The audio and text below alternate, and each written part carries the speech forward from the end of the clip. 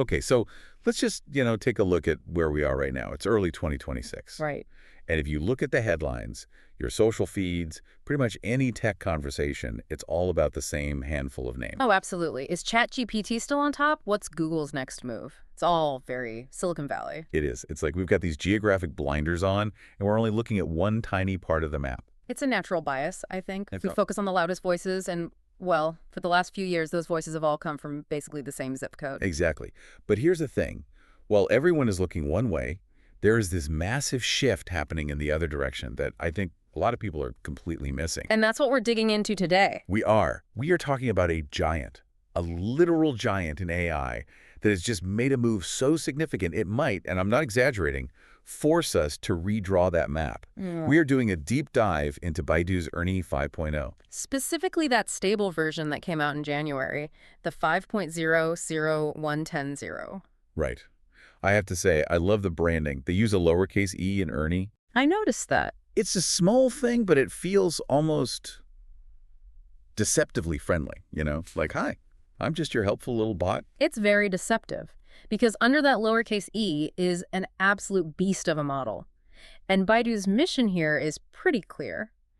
They are not just playing for the Chinese market anymore. No, this feels different. This is their bid for, frankly, global dominance in foundation models. That is a bold claim. I mean, the global stage is so crowded. You've got Gemini, you've got GPT, Claude. To break in, you need something special. And what Baidu is doing isn't just about making it bigger, though it is huge. It's about making it different. Fundamentally different. They keep using this phrase, natively omnimodal. Okay, let's pause on that. Wait. Because that term omnimodal, I usually hear it and I just think, okay, can look at pictures now. Right, text and images. But you're saying that little word natively changes the whole game. It changes everything. To really get it, you have to look at how we used to build these things. Traditionally, you'd take a great text model, an LLM, and then you'd sort of glue a vision module on top. Like sticking a pair of camera glasses on a librarian. That's a perfect analogy. The glasses, the vision part, they look at something, translate it into text or a description, and then they whisper that description to the librarian. The librarian never actually sees the image. It just reads a report about the image. Exactly, and you lose so much in that translation. It's clunky. So with Ernie 5.0. Ernie 5.0 ditches the glasses. It was, and this is the key, trained from the very beginning to process text, images, audio, and video all together in one unified system. So it's not translating anything. Nothing. To Ernie, a pixel in a video, a waveform from a sound file, a word in a sentence. They're all just different types of data it understands fluently. It's the born this way metaphor. It didn't learn to read and then take a night class in art. It grew up doing both at the same time. From day one. And the benefit is just, well, it's comprehension on a deeper level. Right, because it can pick up on things that get lost in translation, like sarcasm. Precisely. It sees the smirk on someone's face while it hears the words they're saying. It gets the context. It gets the joke. It gets the vibe, not just the data points. Okay, so that's the brain. It's natively omnimodal.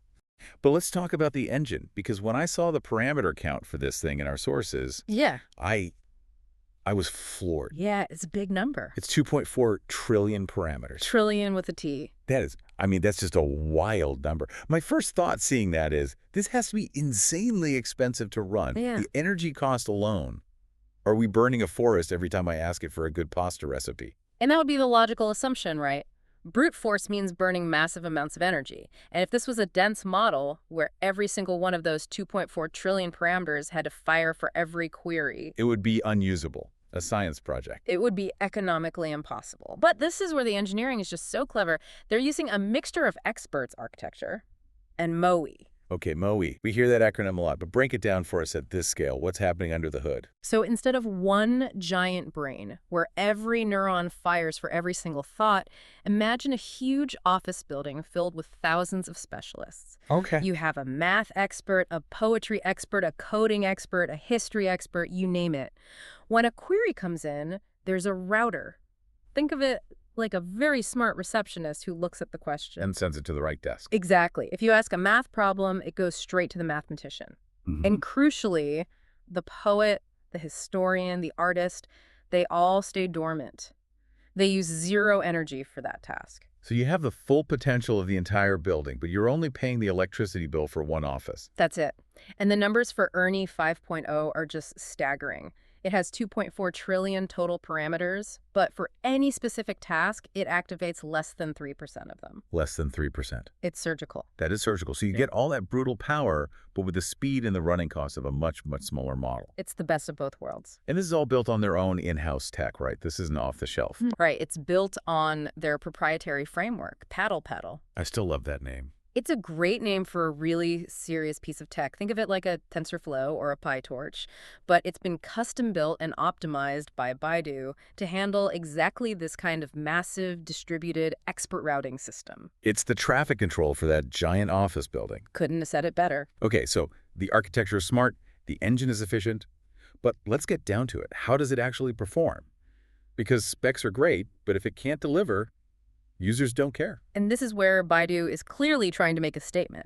They're going head-to-head with the absolute titans.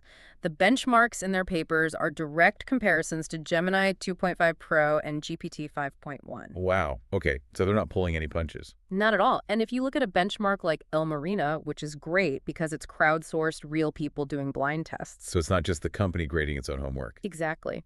On El Marina, Ernie 5.0 hit 1,460 points. That makes it #1 among all Chinese models. Which, I mean, it has to be, right? If Baidu isn't #1 in China, that's a problem. That's table stakes for them, you're right. But the bigger story is that it ranks #8 globally. #8 globally. So it's in the top tier. It's at the main table, not the kids' table. It's absolutely at the main table. And when you drill down into its specific strengths, it gets even more interesting. It's an absolute powerhouse in mathematics. Really? In some of the math benchmarks, it's ranking second in the world. Second in the world for math is huge.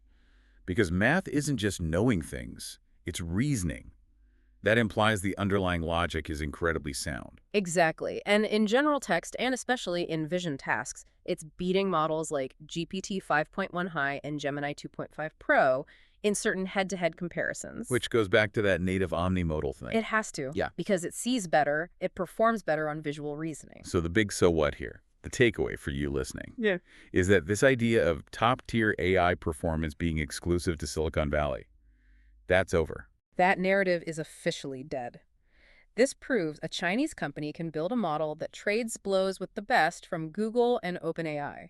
It's a multipolar AI world now. The monologue is over. It's a proper debate now. Yeah. Okay, so it does math, it can chat, but let's talk about the creative side. Yeah. Because that omnimodal brain promises things a text-only model just can't do. What can Ernie 5.0 do that would actually surprise me?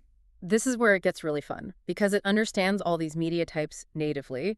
It can create in a mixed media way that feels, well, natural. For example, it can generate a story that has both text and images that it creates on the fly. So it's like an illustrator and an author in one. Exactly. And because it's the same mind, imagining both the words and the pictures, there's a consistency there that's really hard to achieve otherwise. The pirate ship it describes is the one it draws. That's incredible. The sources mentioned audio, too. Yes, synchronized audio narrations. Imagine that same story, but it's being read to you with sound effects that it generates because it understands what a laser blast or a spaceship engine should sound like. It's not just a text-to-speech layer, it's generative audio. A movie studio in a box. What about video? Can it watch TV with me? It can reason about video content, yes. Yeah. You could show it a clip of a complicated sports play and ask, why did that work? Or who made the mistake? And it could break it down. It could break it down. And this all ties back to something else the reports mention, agentic planning. Let's define that. It sounds a bit like jargon. It just means it can figure out the steps to solve a complex problem on its own. It's the difference between a chatbot and a true digital assistant. It can digest a complex document, say, a 100-page repair manual, and then you show it a video of a broken engine, and it can connect the two. It can look at the video, find the solution in the manual, and then generate a step-by-step plan for you to fix it. That's the holy grail for enterprise AI right there. Yeah, it is. Which leads right into Baidu's strategy. This isn't just a tech demo. They're pushing this heavily to businesses through their cloud platform, Qianfan. Qianfan, okay. They want companies building on top of Ernie. And for the average person, the Ernie bot is free to use with generous limits. It's already in Baidu Search and their smart speakers. So it's accessible. They're getting it out there. But there's always a but, isn't there? Yeah. We have to talk about the challenges, the caveats, because building this tech is one thing. Taking it global is another. It's a huge hurdle, and the first one is just the user experience. Right. Can they make an English experience that feels as fluid and natural as their Chinese one? It's so hard to do. Cultural nuance, idioms, humor.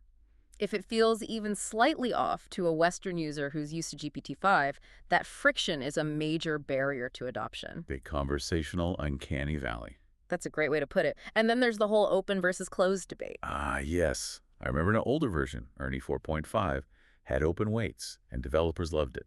They did. But Ernie 5.0 is proprietary. It's closed. To use this power, you have to go through Baidu's API, through their walled garden. Which, for an international company, raises all sorts of questions about data sovereignty. Where does my data live? Who controls the off switch? These are huge questions for enterprise clients. It's a trust hurdle, not just a technical one. And let's not forget the physics of it.